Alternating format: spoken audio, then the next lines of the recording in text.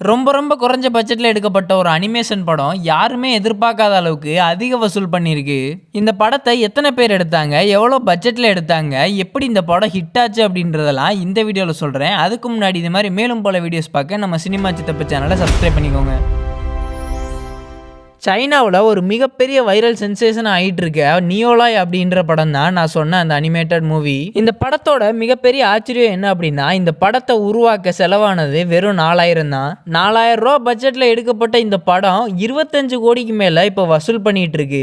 அதுவும் படம் ரிலீஸ் ஆன போலாம் இந்த படம் ஒன்றும் பெரிய ஹிட்லாம் கிடையாது. ஆகஸ்ட் 5ஆம் தேதி இந்த படம் ரிலீஸ் ஆனப்போ சில ஆயிரம் கணக்கில் தான் இந்த படம் வசூல் பண்ணுச்சு.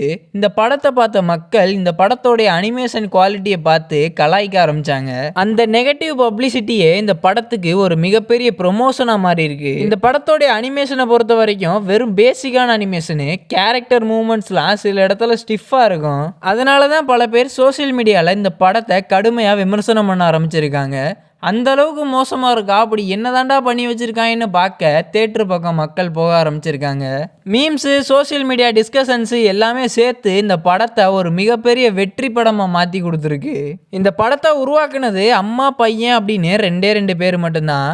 பேசிக்கான அனிமேஷன் சாஃப்ட்வேரு, செகண்ட் ஹேண்ட் கம்ப்யூட்டர்ஸ்னு இதை மட்டும் வச்சு கிட்டத்தட்ட 5 வருஷம் ஹார்ட் ஒர்க் பண்ணி இந்த படத்தை உருவாக்கியிருக்காங்க. இந்த படத்துக்கு எந்தவித டீசரு, போஸ்டரு அப்படின்னு எந்த ஒரு விளம்பரமே இல்லாமல் கையால் வரைஞ்சு அதை தியேட்டர்ஸ்ல ஒட்டி விளம்பரம் பண்ணியிருக்காங்க.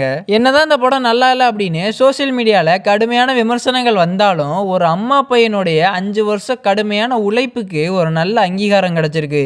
நீங்கள் இந்த அனிமேஷன் படம் பார்க்க போகிறீங்க அப்படின்னா பெருசாலாம் எக்ஸ்பெக்ட் பண்ணிட்டு போகாதீங்க.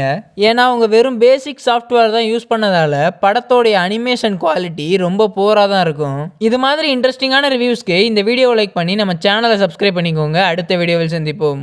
மறக்காம சர்ப்ரைஸ் பண்ணுங்க.